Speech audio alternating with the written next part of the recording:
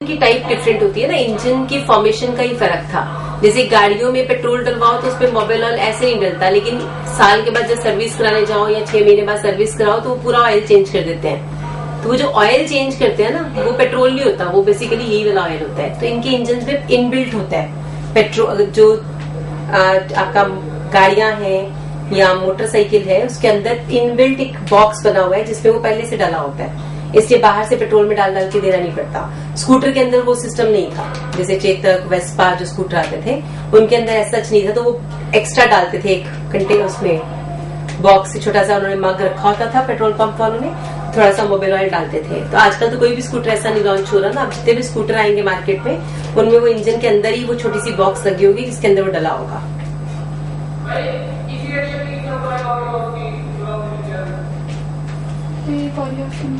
क्या ये Korea house नहीं है, ये तो अलग से मैंने कहा था ना, मेटल्स के साथ रिएक्शंस कर रहे हैं हम लोग।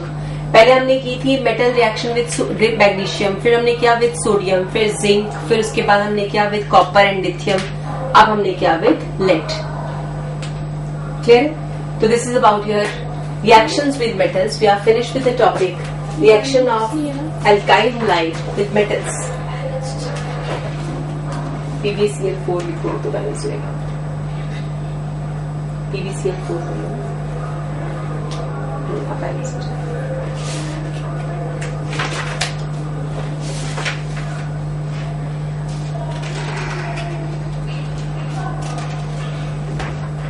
हाँ बेटा, now this is all about the reactions. We are finished with the topic alkyl halides. एक टॉपिक हमारा खत्म हो गया। अब हमें करना है aryl halides. Next topic we are going to start is aryl halides. देखो जी, अगला टॉपिक स्टार्ट करते हैं, एराइल हैलाइड्स।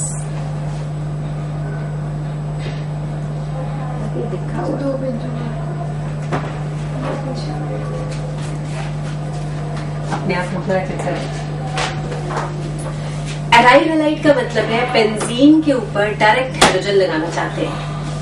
ठीक है, aryl halide means we want to have halogen directly attached on benzene ring, यानी हमें एरोमेटिक हाइड्रोकार्बन्स बनाने हैं with halogen, that is called aryl halide. और ये एराइल हैलाइड वाला टॉपिक उतना ही इंपॉर्टेंट है जितना एल्काइल हैलाइड इंपॉर्टेंट था। यानी अब हम ये पढ़ना चाहते हैं जिसमें बेंजीन के ऊपर एक हैलोजन लगेगा, this is called aryl halide. Aryl halide में एक्स के ऊपर लोन केयर है, -I इफेक्ट है, और रेजोनेंस की वजह से +R इफेक्ट है, यानी पॉजिटिव रेजोनेंस होगी और negative inductive effect.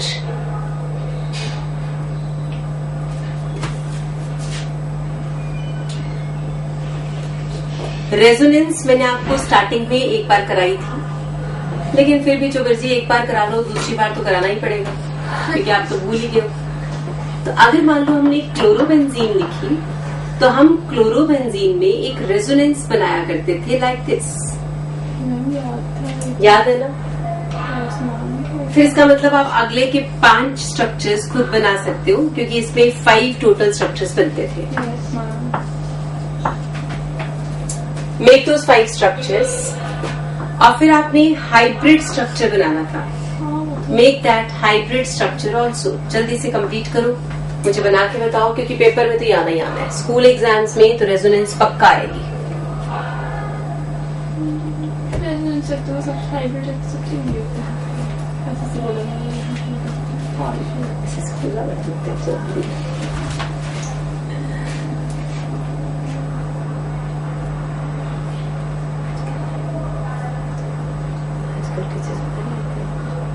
Be high tech. Send your doubts on WhatsApp.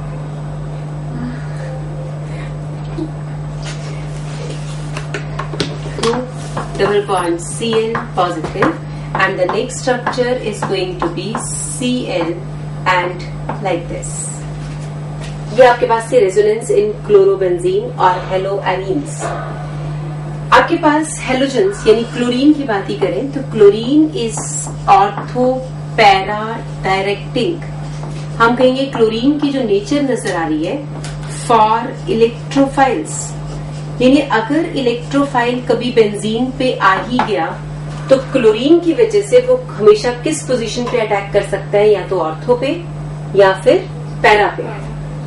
ठीक है, बेंजीन पे पहले तो कौन अटैक करेगा, इलेक्ट्रोफाइल की न्यूक्लियोफाइल? इलेक्ट्रोफाइल, क्योंकि बेंजीन इलेक्ट्रॉन रिच है तो बेंजीन पे तो इलेक्ट्रोफाइल ही आएगा। जब इलेक्ट्रोफाइल इसके ऊपर अटैक करेगा तो क्लोरीन उसको कहेगा या तुम ऑर्थो पे चले जाओ या फिर पैरा पे। तो ऑर्थो पैरा ऑर्थो, तो इलेक्ट्रोफाइल का अटैक हमेशा ऑर्थो या पैरा पोजीशन पे होगा। अब हम कहेंगे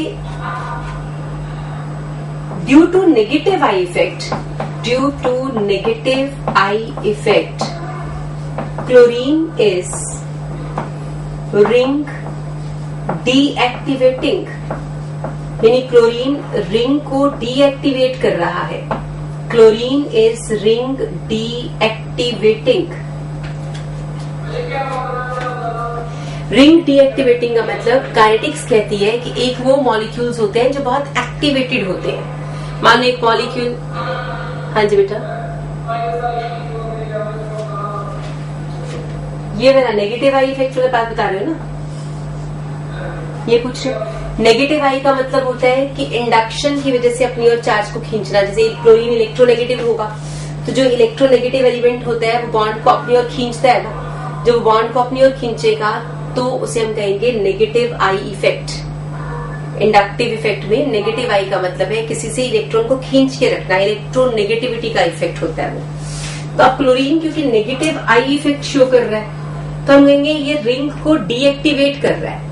रिंग को डीएक्टिवेट करने का मतलब होता है, आप ऐसे कह सकते हैं, एक होता है एक्टिवेट करना, यानी कोई बंदा काम करना चाह रहा है और आप उसको और मोटिवेट करो कि yes yes yes you can do you can do you can do, तो ये काम कर जाएगा। तो ये एक्टिवेशन हुआ, एक्टिवेटिंग हुआ। एक होता है कोई बेचारा काम तो करना ही चाह रहा था लेकिन हमने उसको कहा कि नहीं नहीं तुम कर ही नहीं सकते, ये तुम्हारे बस की बात ही नहीं है, डोंट थिंक ऑफ इट, हिम्मत भी मत करना, रहने ही दो, यानी काम का काम ही खराब करना है। तो हम इतने सारे प्रवचन देते जाएंगे तो बेचारा कर भी सकता होगा, तो हमने इसको क्या कर दिया, डीएक्टिवेट। रिएक्शन अगर दोनों की करा दी जाए, अब बताओ मेरे पास दो बेंजीन है, एक को मैंने एक्टिवेट कर रखा है और एक को मैंने डीएक्टिवेट, तो कौन ज्यादा स्पीड से रिएक्ट करेगा? जो एक्टिवेटेड होगा। दोनों ही बेंजीन थे तो दोनों एक ही जैसे, लेकिन एक में एक्टिवेशन का असर आपको नजर आएगा, दूसरे डीएक्टिवेशन का। जो एक्टिवेटेड होगा वो कर जाएगा और जो डीएक्टिवेटेड होगा कर तो वो भी जाएगा लेकिन वो थोड़ी स्लो स्पीड से कर जाएगा। ठीक है, this is difference between motivation और डीमोटिवेशन। वैसे हम कह रहे हैं कि क्लोरीन एक ऐसा ग्रुप है जो बेंजीन जिस भी स्पीड से रिएक्ट करता होगा, मान लो बेंजीन रिएक्ट तो करता ही है, हमें पता है बेंजीन रिएक्ट करता है, तो बेंजीन जिस भी स्पीड से रिएक्ट करता होगा, क्लोरीन के आने की वजह से वो स्पीड ऑफ रिएक्शन पहले से कम हो जाएगी। मान लो बेंजीन 10 की स्पीड से रिएक्ट करता है तो क्लोरीन अगर लग गया तो उसकी स्पीड ऑफ रिएक्शन 8 या 7 तक आ जाएगी। तो स्पीड कम हुई, काइनेटिक्स स्लो हो गई, तो हमने कहा डीएक्टिवेशन। करेगा वही जो उसने करना है, करना उसने ऑर्थो पैरा डायरेक्टिंग है, सब कुछ वैसे ही चलना है, लेकिन speed of reaction is going to decrease. यानी जब आपको कहा जाए ये एक्टिवेटिंग है या डीएक्टिवेटिंग है तो ये काइनेटिक्स की बात कर रहे हैं। We are just talking about the speed of reaction, और ये मानना ही है कि होना तो है ही है लेकिन स्लो स्पीड से हो पाएगा। क्लियर हो गया? तो अब क्लोरीन कौन सा ग्रुप बन गया? Chlorine is now deactivating group. ठीक है जी, डीएक्टिवेटिंग क्यों बन रहा है? बिकॉज ऑफ नेगेटिव आई। और ऑर्थो पैरा डायरेक्टिंग क्यों बन रहा है? Because of resonance. Clear? Next point, अब हमारे पास है मेथड्स ऑफ प्रिपरेशन, यानी अगर हमें एराइल हैलाइड्स बनाने हुए तो कैसे बनाएंगे? How will you prepare aryl halides? हमने एल्काइल हैलाइड्स के ढेरों मेथड्स किए थे, अब हमें एराइल हैलाइड्स के मेथड करने हैं।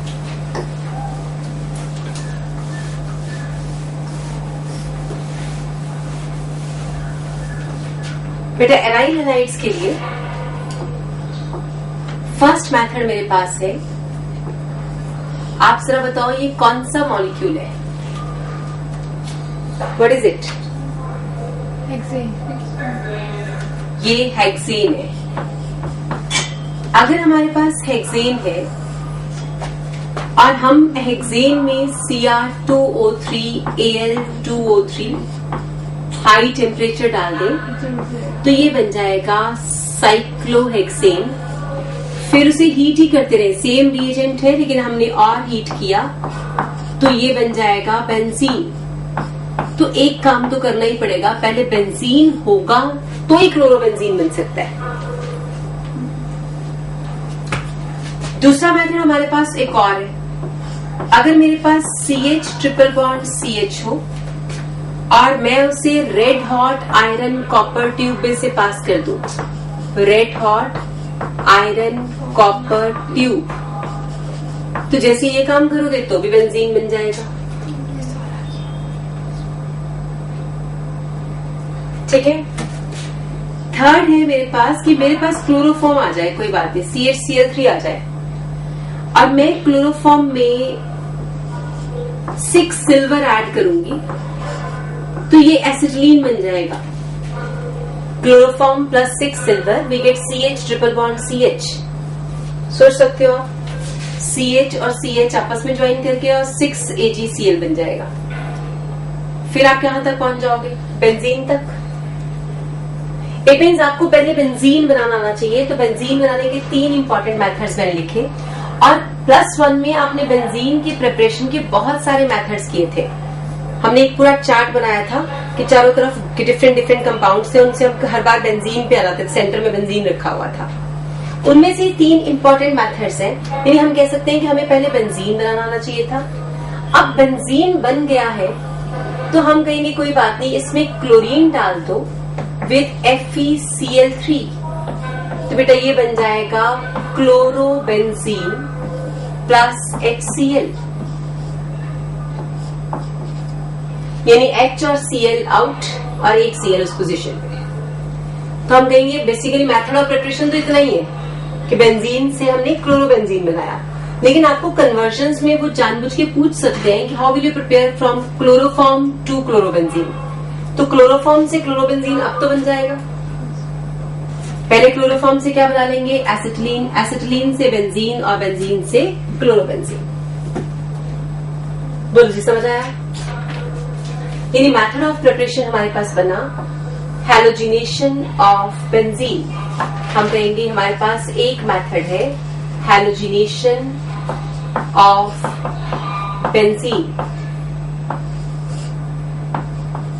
It is an electrophilic substitution on benzene. Electrophilic substitution on benzene. Possible in presence of Lewis acid. जब हम कभी भी कोई इलेक्ट्रोफिलिक सब्स्टिट्यूशन की बात करते हैं तो ल्यूइस एसिड उसके लिए एक मस्ट रिएक्टेंट होता है, यानी कैटलिस्ट होता है। नोट इट डाउन, ये सारे पॉइंट्स लिखो, फिर हम करते हैं हैलोजिनेशन। हाँ जी बेटा, FeCl3 वो ल्यूइस एसिड है ना जो मुझे चाहिए, वहां पे कैटलिस्ट है। मैंने कहा ना कि हैलोजिनेशन कौन सी टाइप की रिएक्शन है? Electrophilic substitution.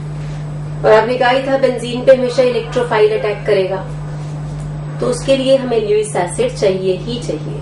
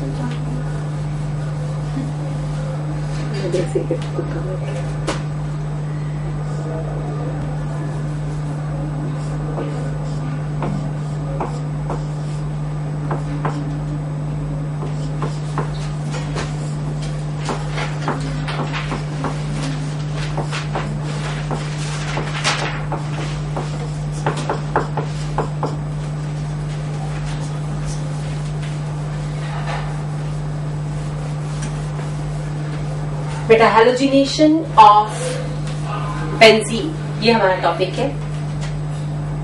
Mechanism of halogenation is पहले सबसे पहले X2 जो है वो FeX3 से रिएक्ट करेगा। We get FeX4 negative plus X positive. For example अगर मैं लिखूं Cl2 प्लस FeCl3 तो बेटा ये बनेगा FeCl4 negative plus Cl positive. ये हमारा फर्स्ट स्टेप है। सेकेंड स्टेप में ये जो Cl पॉजिटिव है ये बेंजीन पे अटैक करना चाहेगा, क्योंकि Cl पॉजिटिव कौन है? इलेक्ट्रोफाइल, और इलेक्ट्रोफाइल हमेशा किस पे अटैक करता है? बेंजीन पे। तो Cl positive is going to be attacked by this negative charge. In benzene में इलेक्ट्रॉनिक शिफ्ट हो जाएगी। जैसे पाई बॉन्ड किसी एक तरफ शिफ्ट करेगा, ये पार्ट नेगेटिव और नेगेटिव पार्ट इस पॉजिटिव पार्ट पे अटैक कर देगा। अब आपके पास बन जाएगा एक intermediate. Now we are having HCl and here it is positive charge. तो इंटरमीडिएट बना है कार्बोकेटाइन। देख लो है ना carbocation. This is a resonance stabilized carbocation. Resonance stabilized carbocation. How it is resonance stabilized? Double single positive. Resonance की conditions है इसके पास double single positive. अब जैसे ये कार्बोकेटाइन बना, ये कार्बोकेटाइन फिर से आपके पास अगला स्टेप होने देगा। वो स्टेप है कि हाइड्रोजन अपना बॉन्ड वापस देके इसको तो बना देगा क्लोरोबेंजीन और खुद बन के चला जाएगा H पॉजिटिव। ये हमारे पास हो गया थर्ड स्टेप। ये सेकेंड स्टेप है और ये अब थर्ड स्टेप। फोर्थ स्टेप हमारे पास होगा कि ये जो H पॉजिटिव है ये FeX4 नेगेटिव के साथ कंबाइन करेगा, हमें देगा FeX3 प्लस HX। ये हमारा कैटलिस्ट वापस आ चुका है और ये अगली रिएक्शन फिर से स्टार्ट करेगा। इट मीन्स पहला स्टेप है formation of electrophile. Second step है अटैक बाय इलेक्ट्रोफाइल या अटैक ही लिखो बोला, attack of electrophile. Third step हमारे पास है डीप्रोटोनेशन, क्योंकि प्रोटॉन वहां से चला गया। और फिर उसके बाद लास्ट है रीजनरेशन ऑफ कैटलिस्ट।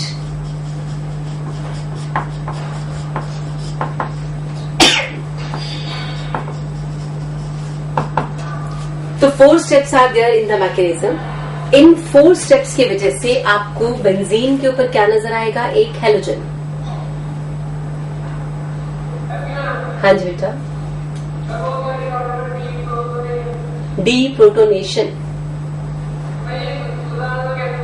डीप्रोटोनेशन का मतलब है प्रोटॉन का रिमूव होना। बेटा ये कार्बोकेटाइन बन गया था ना, ये स्टेबल तो था नहीं, कार्बोकेटाइन तो रिएक्ट करना चाहते हैं, तो हाइड्रोजन अपना बॉन्ड इसको डबल बॉन्ड की फॉर्म में देके खुद वहां से H पॉजिटिव बन के निकल जाएगा।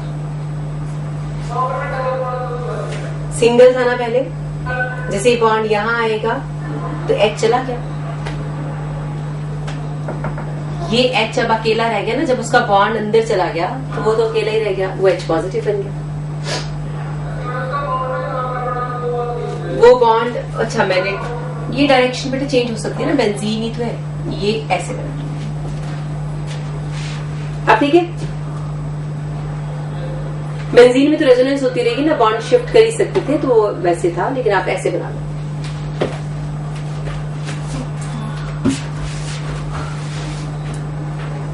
तो first method of preparation of aryl halides समझ आ गया, दैट इज हैलोजिनेशन। सिर्फ 2 ही इंपॉर्टेंट मेथड्स हैं। अब हम सेकेंड मेथड करने जा रहे हैं, सेकेंड मेथड ऑफ प्रिपरेशन।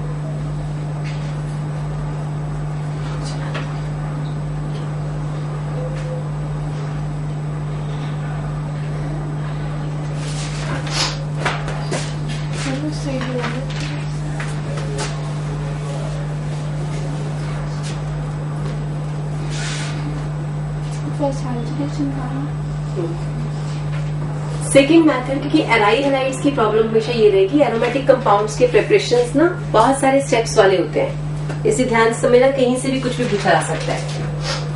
अब हमारे पास है सेकेंड स्टेप, सेकेंड मेथड।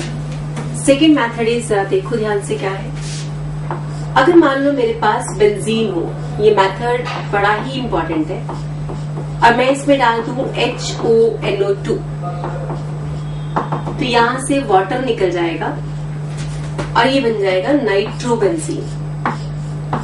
इस रिएक्शन को हम बोलते हैं नाइट्रेशन,